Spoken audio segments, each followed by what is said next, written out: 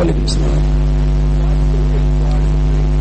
ہاں ہاں نہیں بڑی گھڑی ہے, وہ ایک بچہ لے کر گیا ہے ابھی.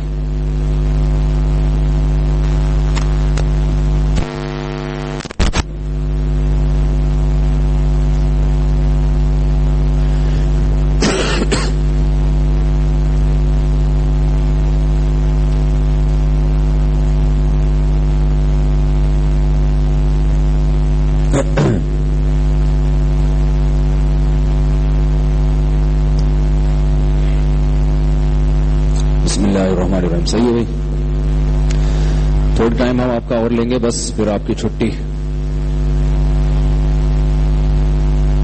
اچھا یہ جو سوالات ہیں نا, ایک تو فیس بک پہ لوگ سوال نہ پوچھیں. فیس بک پہ جاری ہے نا ویڈیو, بھائی ہو گیا. فیس بک پہ سوالات نہ پوچھیں کیونکہ یہاں اتنی پبلک بیٹھی ہوئی ہے سوالات پوچھنے کے لیے کہ انہی کو ہم نمٹا دیں تو بڑی بات ہے. تو فیس بک والوں کے پر فیس بک والے کیا کرتے ہیں کہ وہ بیان سننے کے بجائے سوالات ٹائپ کرنا شروع کر دیتے ہیں. ابھی میں نے جا کے تھوڑی دیر دیکھا فیس بک پہ نماز سے پہلے نا, تو وہ سوالات پوچھ رہے ہیں کتے کے بارے میں, اس کا جھوٹا کیسا ہے, کوئی پوچھ رہا ہے کہ وہ ایسے عجیب عجیب سوالات. تو بھائی ایک تو آپ صرف یہاں جو لوگ بیٹھے ہوئے ہیں وہ سوالات پوچھیں. فیس بک پہ اتنا رش ہے کہ ہم ان کے سوالات کے جواب نہیں دے سکتے. اور یہ جو سوالات آپ کے ہوں گے یہ آج کے ٹاپک سے متعلق ہوں گے, سمجھ رہے ہیں. باقی آپ نے کتنے لوٹے بہانے استنجا کرتے ہوئے, شلوار کیسے پاک ہوگی, یہ سب چیزیں جو ہے نا بات کے لیے رکھیں. آج کا جو ہمارا موضوع ہے, آج کے سوالات اسی حوالے سے ہوں گے. دوسرا مسئلہ بھی میں نے فیس بک پہ چند لوگوں کے کمنٹ پڑھے. ایک تو کسی نے کہا بھی گوادر تو بعد میں پاکستان کا حصہ بنا ہے, تو بن تو گیا نا بھائی, اس سے کیا تعلق ہے. گوادر پاکستان کا حصہ بعد میں بنا مگر بن تو گیا نا, تو یہ لاٹری تو نکل گئی نا پاکستان کے لیے. تو دیکھیں کسی کا بیان جب سنیں تو اگر کیڑے نکالنے کے لیے سنیں گے تو فائدہ نہیں ہوگا, مثبت سوچ رکھے سنیں گے تو فائدہ ہوگا. اب آپ خام میں ایک ذہن میں نیگیٹو سوچ بنا لو کہ مولوی صاحب غلط کہہ رہے ہیں اور یہ کیا کر رہے ہیں, تو پھر تو کوئی فائدہ نہیں ہوگا. تو اور میں نے آپ کو بتایا مجھے یہ معلومات پیش کرنے میں میرا ذاتی فائدہ کچھ بھی نہیں ہے. مسجد میں جھوٹ تو نہیں بولے گا نا آدمی, مجھے اس پر 1 روپیہ بھی نہیں مل رہا کہیں سے. بعض لوگوں نے یہ بھی اعتراض کیا ہے کہ مسجد میں بیٹھ کر ایسی باتیں ہیں. بھائی مسجد میں تو قال اللہ اور قال الرسول ہونا چاہیے, مسجد میں بیٹھ کے پاکستان کی اہمیت کے بارے میں بیان ہو رہا ہے. تو میں اس کی زیادہ ڈیٹیل میں نہیں جاؤں گا. مولانا ابو الحسن علی ندوی رحمۃ اللہ علیہ بہت بڑے عالم گزرے ہندوستان میں, وہ یہ کہا کرتے تھے کہ پوری قوم تہجد گزار بن جائے, پوری قوم 5 نمازوں کی پابند بن جائے, لیکن اگر قوم میں سیاسی بصیرت نہیں ہوگی, اس کو نہیں پتا کہ ہم نے مستقبل میں کہاں جانا ہے, ماضی میں کہاں تھے, تو وہ قوم اخروی اعتبار سے بھی تباہ و برباد ہو جائے گی. یہ جو سمرقند اور بخارا ہے نا, یہاں تہجد گزاروں کی اور نمازیوں کی کمی نہیں تھی, بیڑا غرق ہو گیا ان کا. ان کو پتہ ہی نہیں تھا کہ دنیا ہمارے خلاف کیا کر رہی ہے اور ہم نے ان سازشوں کا جواب کیسے دینا ہے. بخارا امام بخاری کا وطن تھا. یہ جو روس کی ریاستیں آزاد ہوئی ہیں نا, ترمز, یہ کس کا وطن تھا بولے نا, امام ترمذی کا. سارے بڑے بڑے محدثین یہاں پیدا ہوئے ہیں. تو آپ کو سیاسی بصیرت آپ میں ہونا کہ دنیا کہاں جا رہی ہے اور ہم نے کہاں جانا ہے, اس میں ہمارے ملک کا کیا کردار ہے آپ کو پتا ہونا چاہیے. تو آپ کو اگر پتا نہیں ہے تو آپ بھی ملک کے خلاف سازشوں کا حصہ بن جاؤ گے. ایک مفکر نے بڑی زبردست بات کہی ہے کہ اگر آپ کا اپنا کوئی پلان نہیں ہے تو آپ کسی اور کے پلان کا خود بخود حصہ بن جائیں گے. کیونکہ انسان جب زندگی گزارتا ہے نا تو وہ کسی نہ کسی ٹاسک کو لے کے چل رہا ہوتا ہے. تو یہ سب معلومات آپ کو جو دی جا رہی ہیں ٹوٹی پھوٹی معلومات ہیں, بہت کم معلومات ہیں, اور لیکن یہ آپ کے فائدے کے لیے دی جا رہی ہیں اور یہ ہمارے مذہب کا حصہ ہے. ایک صاحب نے بھی اعتراض کیا فیس بک, مسجد میں ٹی وی چل رہا ہے, مسجد میں ویڈیو دکھا رہے ہیں, تو یہ کوئی فلم تھوڑی دکھا رہے ہیں بھائی, ہم مسجد میں ہم کوئی گانے سنا رہے ہیں, آپ کو یہ فلم دکھا رہے ہیں, تو عجیب بات ہے. نبی صلی اللہ علیہ وسلم نے حضرت عائشہ کو مسجد میں دکھایا تھا حبشی تیر اندازی کر رہے ہیں, ٹھیک ہے نا. تو مسجد تو ہر چیز کا مرکز ہے. مسجد نبوی بنی تھی تو پوری دنیا میں انقلاب آیا تھا, تو سب کچھ مسجد نبوی سے ہوتا تھا. تو مسجد صرف نماز کی جگہ نہیں ہے, مسجد میں بہت سارے کام ہوتے ہیں, جن میں سے ایک کام یہ بھی ہے جو ہم ابھی کر رہے ہیں, اور اس قسم کے ٹیکنیکل بیانات آئندہ بھی انشاءاللہ ہوتے رہیں گے. تو آپ لوگوں کو جو ہے نا اس سے آگاہ ہونا بہت ضروری ہے. تو میں کیا عرض کر رہا تھا کہ ہندوستان کی جو اکنامی ہے وہ بہت تیزی سے گرنے والی ہے، اور ہندوستان معاشی لحاظ سے مضبوط ہونے کے لیے پاکستان کا محتاج ہے، اور یہ اللہ نے بنا دیا اس کو محتاج. سی پیک کے حوالے سے بھی وہ پاکستان کا محتاج، گیس لائن بچھانے میں بھی وہ پاکستان کا محتاج. تو میں بتا رہا تھا کہ وسطی ایشیا کے جتنے ملک ہیں ان میں تجارت کے لیے دنیا بہت بڑے پیمانے پر پاکستان کی محتاج ہے، کیونکہ پاکستان جغرافیائی لحاظ سے بہت تھوڑا سا ملک ہے رقبے کے لحاظ سے، لیکن اللہ نے ایسی جگہ پر اس کو فٹ کر دیا ہے کہ وہ جو ہے نا بہت سارے ممالک پاکستان کے محتاج بن چکے ہیں. تو یہاں تک ہماری بات پہنچی تھی. پاکستان نے ماضی میں کیا کردار ادا کیا اور اب تک عالم اسلام کے لیے کیا کیا ہے، اس لحاظ سے بھی پاکستان کا ماضی بہت شاندار ہے. اگر پاکستان وجود میں نہ آتا تو آج گرم پانی کے حصول کے لیے رشیا افغانستان پہ قابض ہو چکا ہوتا، کیونکہ رشیا اس وقت دنیا کی سب سے بڑی طاقت تھی جب اس نے افغانستان پہ حملہ کیا ہے، اور اس کا ہدف افغانستان نہیں تھا، اس کا ہدف افغانستان نہیں تھا بلکہ اس کا ہدف پاکستان کا سمندر تھا. تو یہ اتنی بڑی جنگ تھی جو اللہ تعالی نے اس میں مسلمانوں کی مدد کی. اس میں سب سے پہلے تو یہ کریڈٹ افغان مجاہدین کو جاتا ہے، افغانستان کی عوام کو جاتا ہے، جنہوں نے ان ٹینکوں کے سامنے لیٹنا شروع کیا. آپ کو معلوم ہے کہ افغانستان کے جو سابق مجاہدین ہیں وہ کیسے لڑتے تھے. جب افغانستان داخل ہوا ہے نا، یعنی رشیا جب افغانستان میں داخل ہوا ہے پوری قوت کے ساتھ داخل ہوا تھا وہ، اور رشیا ایک ایسا کنٹری تھا جس کے بارے میں کہا جاتا تھا کہ یہ سفید ریچھ ہے، سفید ہاتھی ہے، جب یہ کہیں پاؤں رکھ دے تو یہ پاؤں ہٹاتا نہیں ہے. کئی ریاستوں کو ہڑپ کر چکا تھا. تو آپ اندازہ لگائیں کہ افغان آرمی بھی رشیا کے ساتھ مل گئی تھی. تو یہ عوام نے رشیا کے خلاف فائٹ لڑی ہے، اور جو فائٹ انہوں نے لڑی ہے وہ مٹی اور گارے سے لڑائی شروع کی انہوں نے، کیونکہ وہ پٹھان لوگ تھے، ان کے پاس ٹیکنالوجی نہیں تھی، وہ راکٹ نہیں جانتے تھے.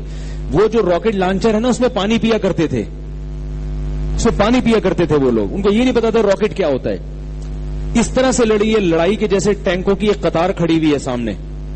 تو وہ کیا کرتے تھے کہ گارا لے کے جاتے تھے، اب ٹینک تو بم پھینک رہا ہے، شہید ہو رہے ہیں، یعنی لاشیں بچ جاتی تھی. ایک آدھ آدمی ٹینک تک پہنچنے میں کامیاب ہوتا تھا، وہ ٹینک کے شیشے پر گارا ملتا تھا جس سے ٹینک میں بیٹھے ہوئے آدمی کو اب نظر آنا بند ہو جاتا تھا. اس کے بعد وہ کیا کرتا تھا، وہ ٹینک میں سے اس کو نکال کے اس کے خنجر مارا، اس کو قتل کیا.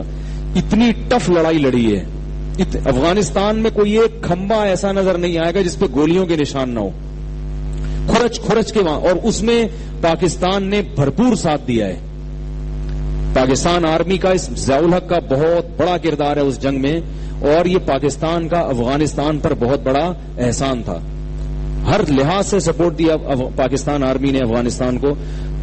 کتنے مہاجرین افغانستان سے پاکستان آئے ہیں، پاکستان نے ان تمام مہاجرین کا بوجھ اٹھایا.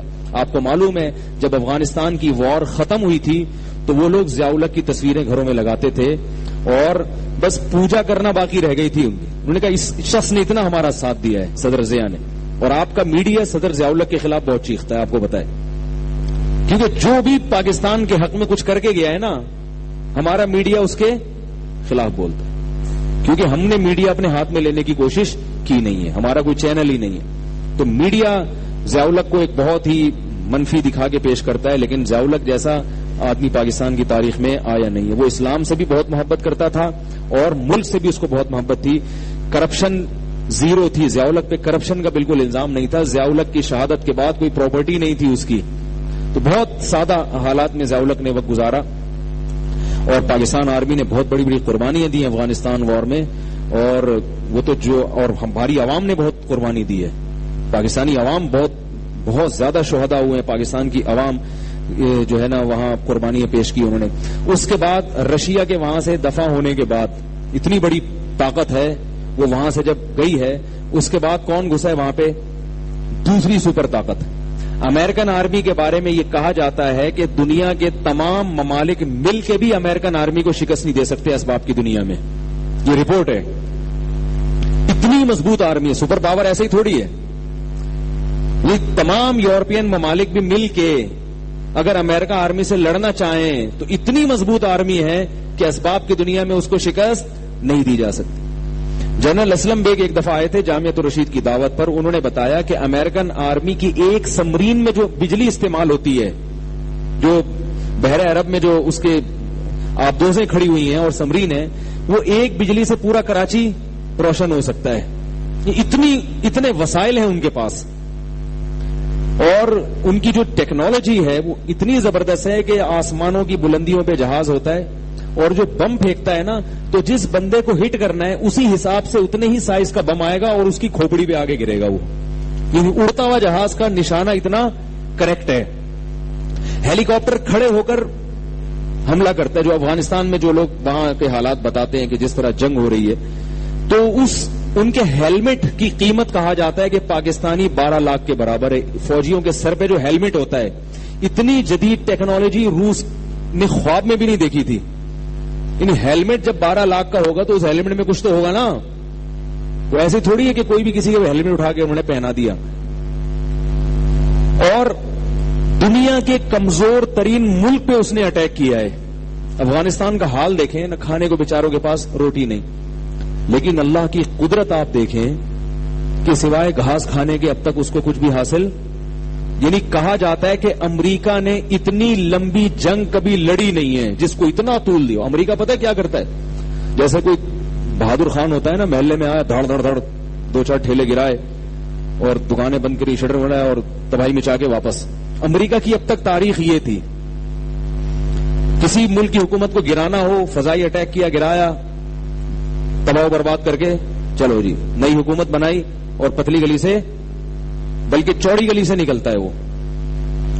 اب امریکہ افغانستان میں اتنے سالوں سے اتنی چھوٹی سی طاقت سے لڑ رہا ہے, مگر اب تک امریکہ وہ کامیابیاں حاصل نہیں کر سکا. کچھ دن پہلے امریکی آرمی کے جنرل کا بیان آیا تھا, میں ان کا نام بھول گیا ورنہ میں آپ کو باقاعدہ نام بتاتا, آپ یوٹیوب پہ سرچ کرتے ان کا بیان سن لیتے. اس نے کہا ہے کہ ہم افغانستان میں بری طرح شکست کھا چکے ہیں.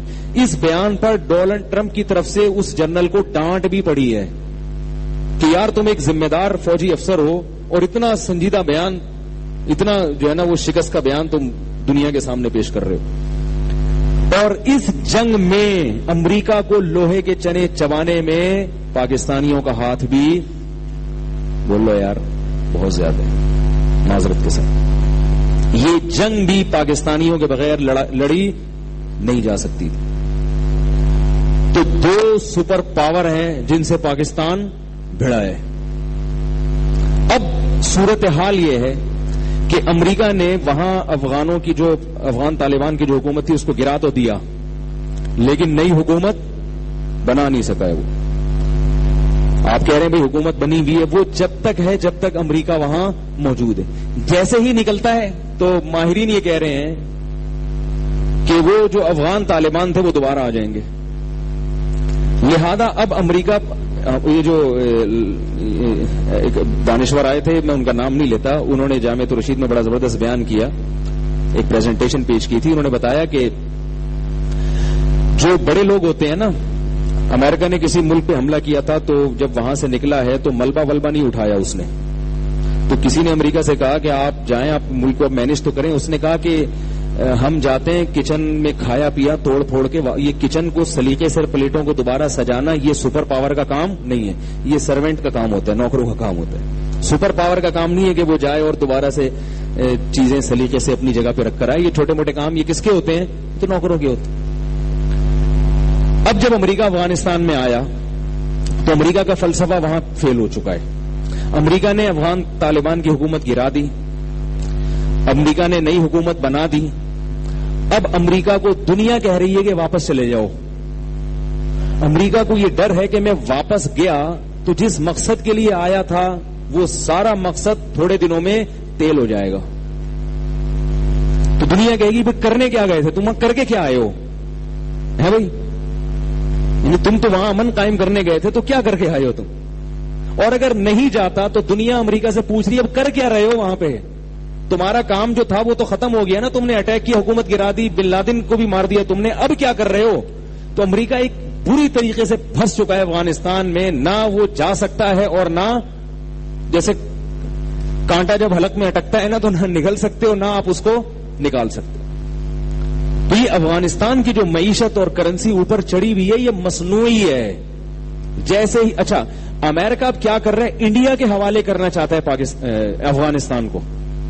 اس وقت امریکہ کوشش کر رہا ہے میں پتلی گلی سے نکلوں اور یہ ملک کس کے حوالے کروں, کیونکہ جب تک افغانستان اتنا بیچارہ غریب ملک ہے اور اتنا اس کی حالت خستہ ہے کہ جب تک کسی بڑی طاقت کی گود میں اس کو نہیں دیا جائے گا اس وقت تک افغانستان اپنے پاؤں پہ کھڑا نہیں ہو سکتا.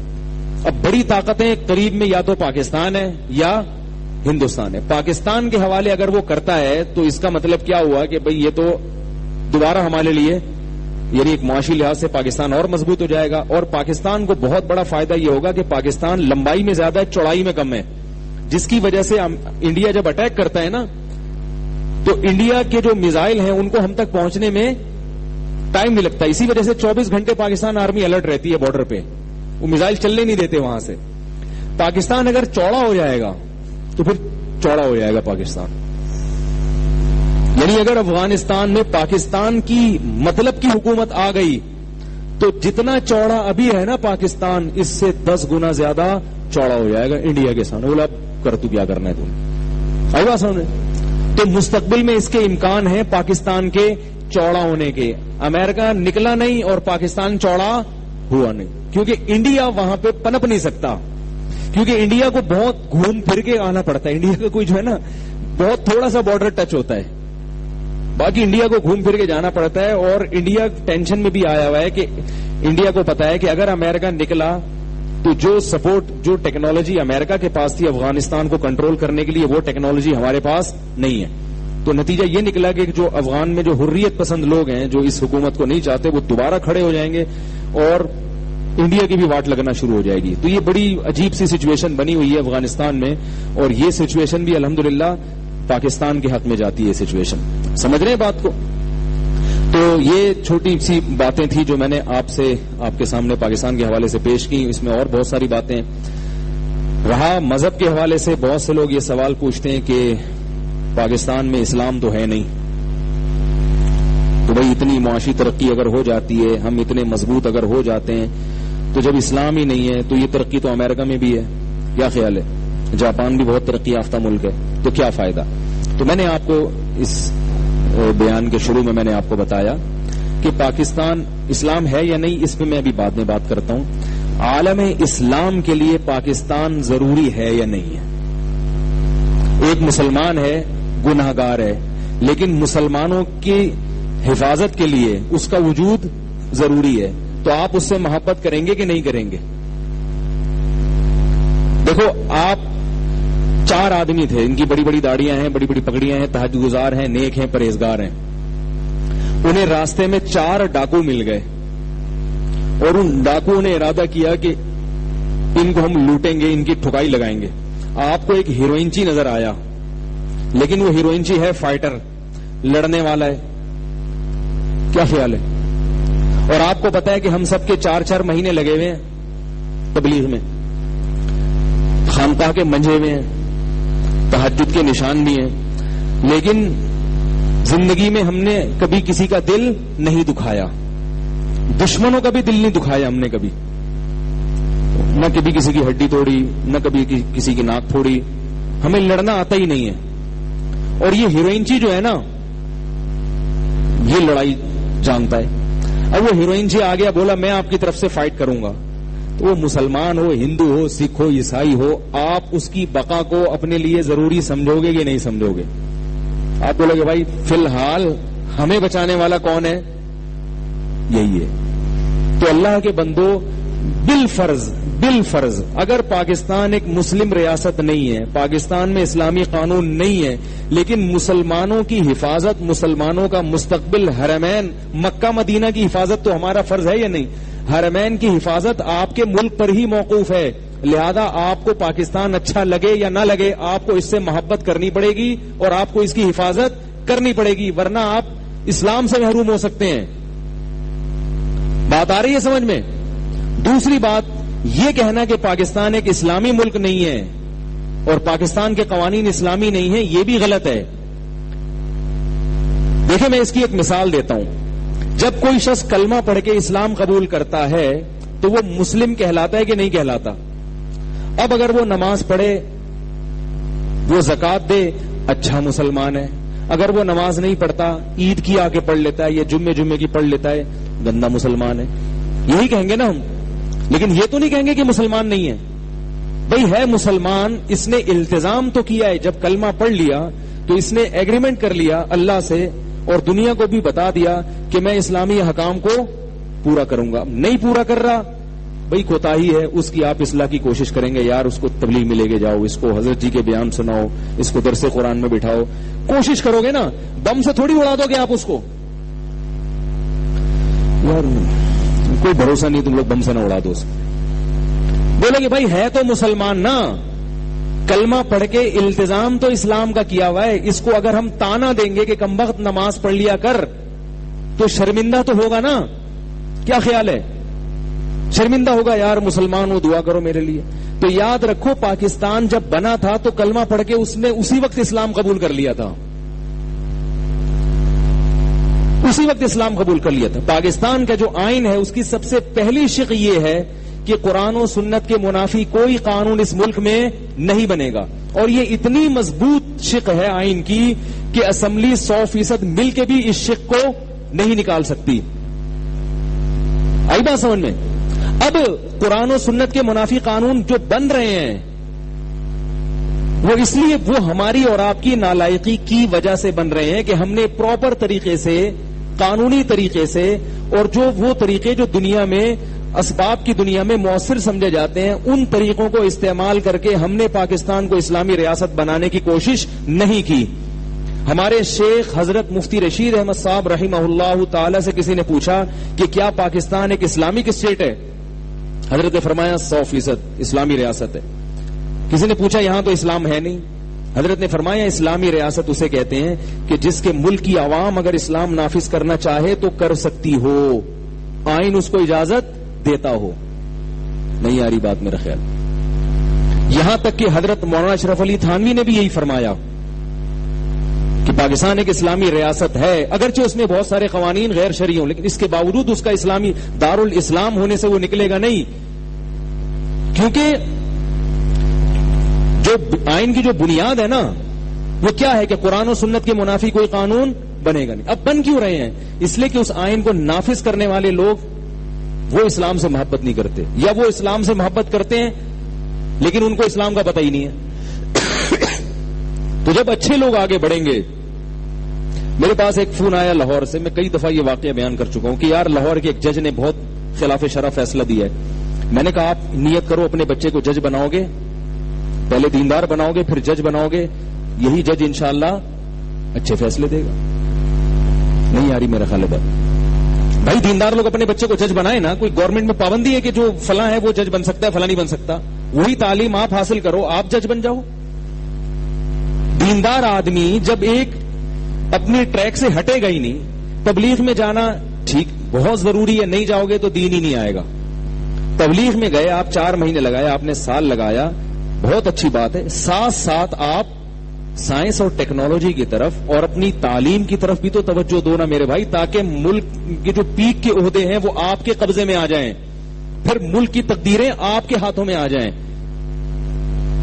سپریم کورٹ کا جج اگر غلط فیصلہ کرتا ہے تو اس لیے کہ وہ بندہ غلط ہے. تو اگر وہ جج اچھا آدمی ہوگا تو فیصلے بولو نا یار صحیح ہے. چیف آف آرمی اسٹاف اگر بالفرض غلط فیصلے کرتا ہے تو اس لیے کہ وہ بندہ غلط ہے. آپ چیف آف آرمی اسٹاف بنو گے تو آپ کے فیصلے صحیح ہوں گے. یہاں ایک لوگ کہتے ہیں ہمارا جو چیف آف آرمی اسٹاف ہے نا وہ امریکہ سے بن کے آتا ہے. میں نے بھی یہ تقریر ماضی میں بہت کی. اب یہ سب باہر سے آتے ہیں، باہر سے سلیکشن ہوتی ہے.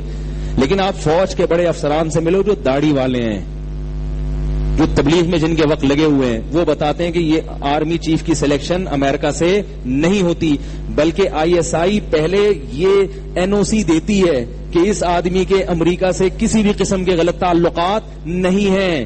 کسی بھی درجے میں یہ امریکہ کا ایجنٹ یا اسلام دشمن تو نہیں، پاکستان دشمن ملک کا ایجنٹ نہیں ہے. اس کے بعد آرمی میں ترقی ہوتی ہے. یہ باتیں ہوائی ہیں جو ہم باہر سے سنتے ہیں، لیکن جب آپ اس کی گہرائی میں جاؤ گے تو ان باتوں کی حقیقت نہیں ہے.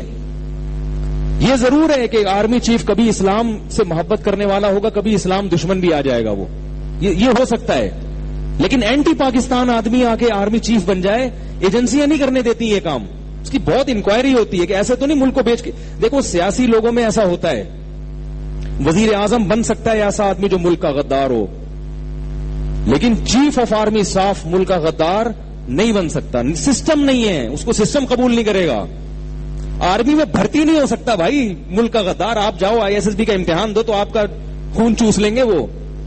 جو بھرتی نہیں ہو سکتا ملک اینٹی پاکستان آدمی, تو چیف آف آرمی اسٹاف کے عہدے تک کہاں سے پہنچ سکتا ہے؟ کیا کریں یار, کیسے سمجھائیں؟ تو یہ باتیں ہیں جو ہم ادھر ادھر سے سنتے رہتے ہیں. ابے وہاں سے سلیکشن ہوتی ہے, ابے بیٹھ کے پھینکتے رہو. لوگ بھی کہتے ہیں یار بڑی نالج ہے یار بندے کے پاس,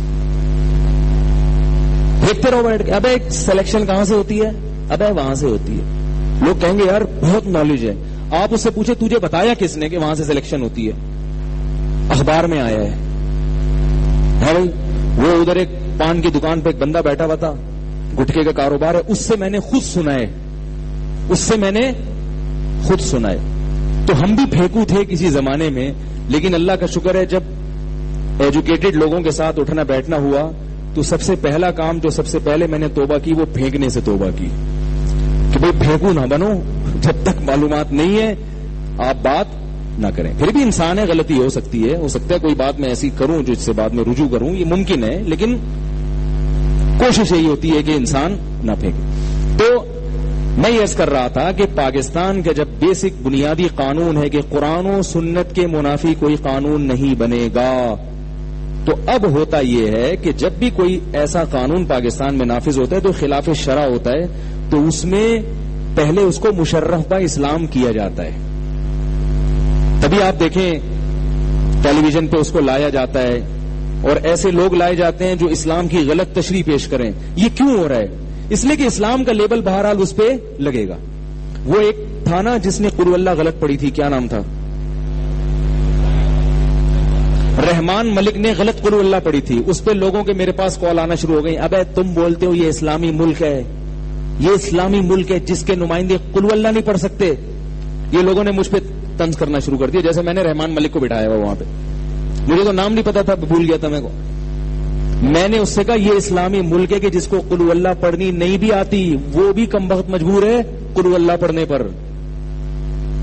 جب اس کو نہیں آتی تو وہ نہیں پڑھتا نا, وہ چھوڑ دیتا ہے یار, نہیں اس کو بسم اللہ پڑھنی پڑ رہی ہے, اس کو قل اللہ پڑھنی پڑ رہی ہے.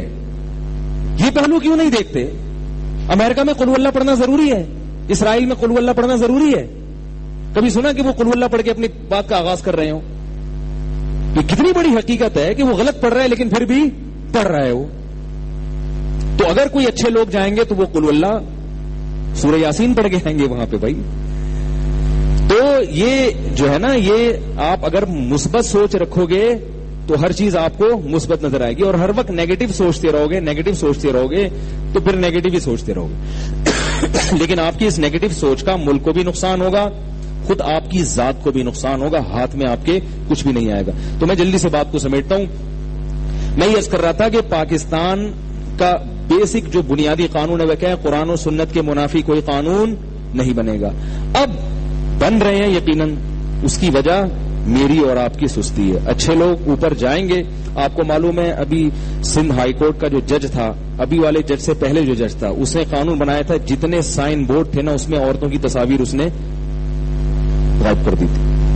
مجھے کسی نے بتایا کہ کراچی میں سائن بورڈ پہ کسی خاتون کی تصویر آپ کو نظر نہیں آئے گی. میں نے تلاش کی, واقعی نظر نہیں آ رہی تھی. میں نے کہا یہ تو پورا وہ قائم کر دیا انہوں نے جو افغانستان میں انہوں نے 5 سال کیا تھا. ایک فیصلہ تھا جج کا, اور وہ حضرت مولانا طارق جمیل صاحب سے متاثر تھا وہ جج, سنا ہے میں نے. ایک فیصلہ تھا جج کا. اس سے پتہ چلتا ہے کہ اچھا آدمی جب اوپر جائے گا تو وہ کتنی بڑی تبدیلی لا سکتا ہے لیگلی, قانونی طور پر.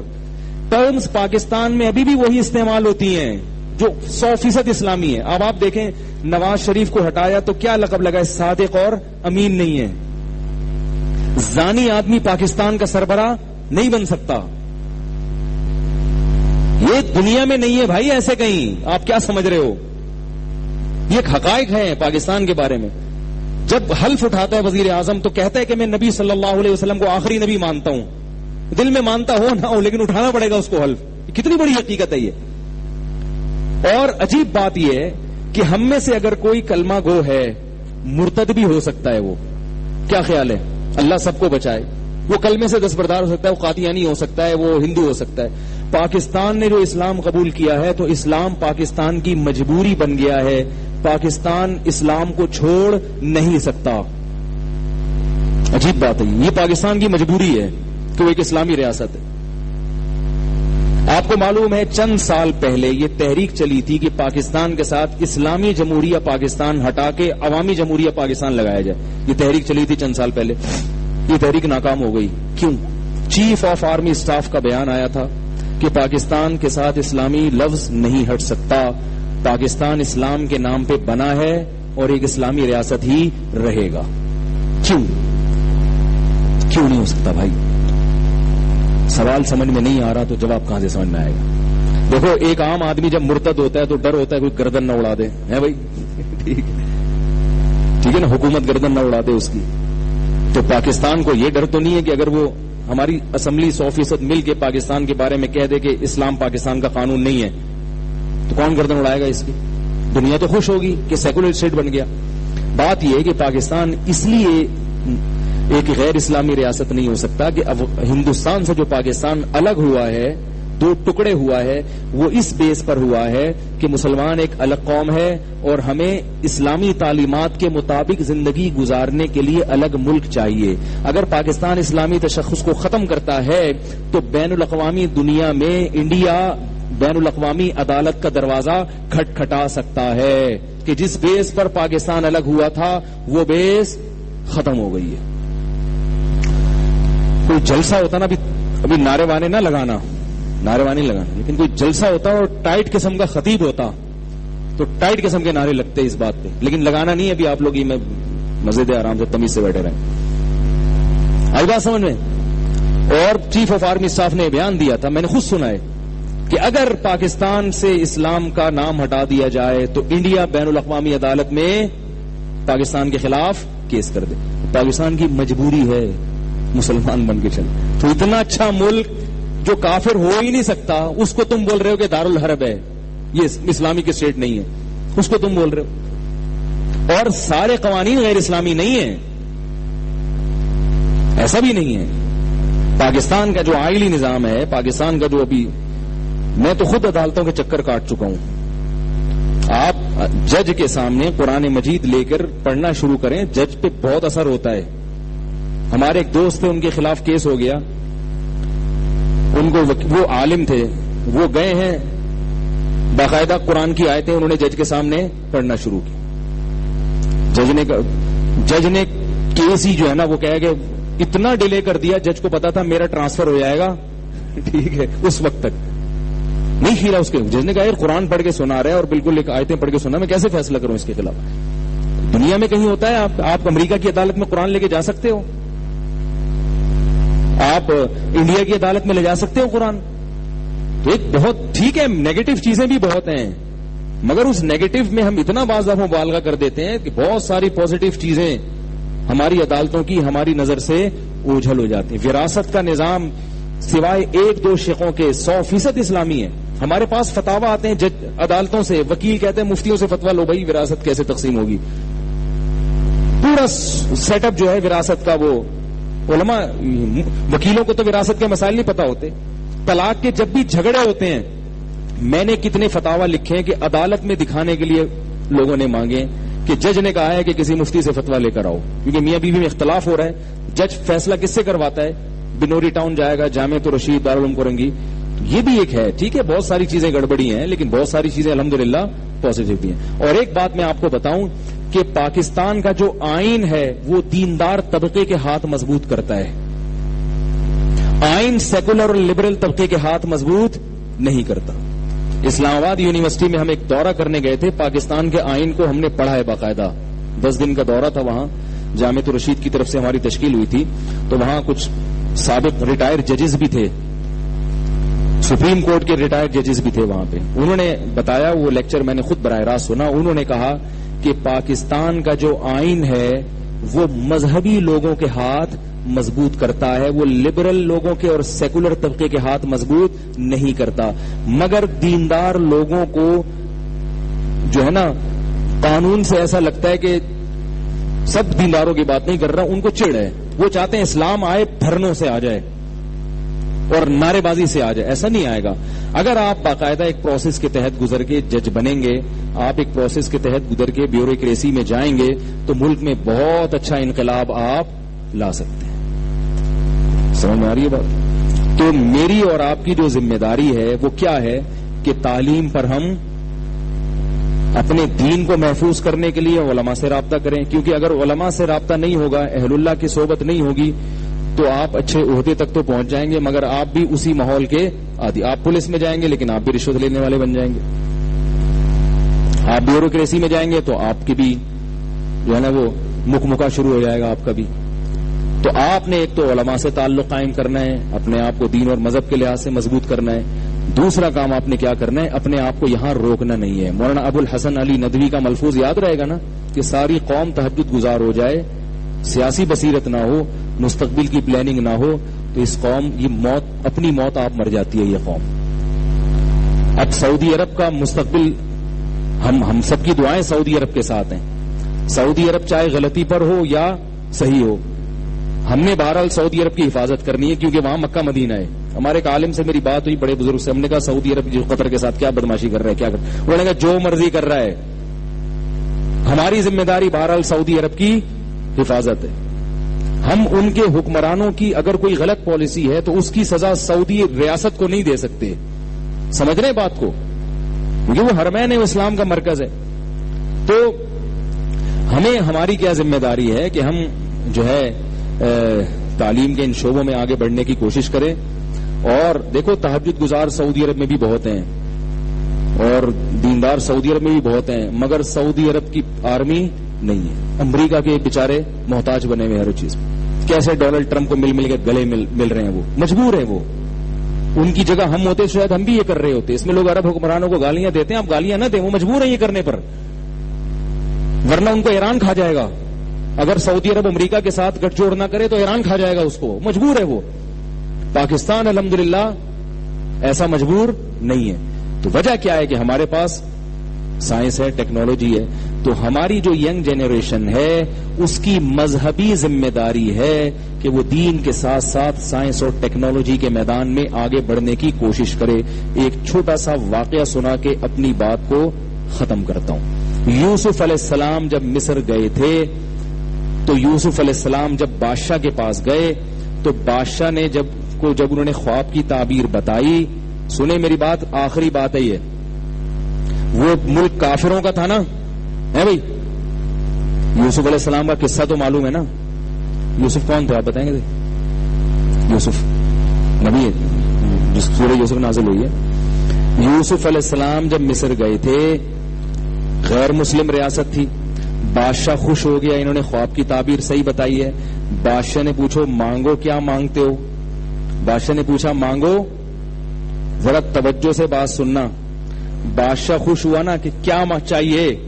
یوسف علیہ السلام کہہ سکتے تھے ایک بہت بڑی مسجد بنوا دو جہاں میں خانقاہ کھولوں گا، لوگوں کو اللہ اللہ سکھاؤں گا، لوگوں کی دینی تربیت کروں گا، اصلاحی بیانات کروں گا، اذان دوں گا، نماز پڑھاؤں گا، تراویح پڑھاؤں گا. کہہ سکتے تھے نا بھائی. ہاں تو کر لو یار، ابھی جوس پلایا ہے، تھوڑی سی تو انرجی آئی ہوگی نا. جب سی پیک بن جائے گا تو برگر کھلائیں گے انشاءاللہ. ابھی تو سی پیک نہیں بنا نا، ابھی تو تھوڑی سی ترقی ہوئی ہے. سی پیک بننے دیں، پھر کیا ہوگا 2022 میں جب ہمارا بیان ہوگا انشاءاللہ تو ہم کیا کھلائیں گے آپ کو؟ اللہ نے چاہا برگر کھلائیں گے. اس وقت برگر اس ریٹ پہ مل رہا ہوگا اللہ نے چاہا. اچھا، تو یوسف علیہ الصلوۃ والسلام نے، بس یہ آخری بات ہے، یوسف علیہ الصلوۃ والسلام نے بادشاہ وقت سے کیا کہا؟ یہ کہا کہ مجھے، یہ بھی کہہ سکتے تھے مجھے مسجد بنا دو، کیا خیال ہے، خانقاہ بنا دو، ایک مدرسہ دے دو جس میں میں اسلام کی تبلیغ کروں گا، بچے پڑھیں گے اس میں، اپنا مذہب کی پرچار کروں گا. یہ ساری باتیں صحیح ہیں، ان سب کی اہمیت ہے. میں بھی تو مسجد میں ہی بات کر رہا ہوں نا بیٹھ کے، مسجد کا امام ہوں. یوسف علیہ السلام نے کیا کہا؟ اجعلنی علی خزائن الارض، وزیر خزانہ بنا دو مجھے. مولوی ہیں لیکن کیا بننا چاہ رہے ہیں؟ پیغمبر ہیں، کیا بننا چاہ رہے ہیں؟ اس وقت کے تو مولوی ہوں گے نا، وہ پیغمبر ہیں، کیا بننا چاہ رہے ہیں؟ وزیر خزانہ. کیوں؟ پلاننگ ہے فیوچر کی، قحط پڑنے والا ہے، سب سے زیادہ ویلیو اس ملک میں وزیر خزانہ کی ہوگی، بادشاہ کی بھی وہ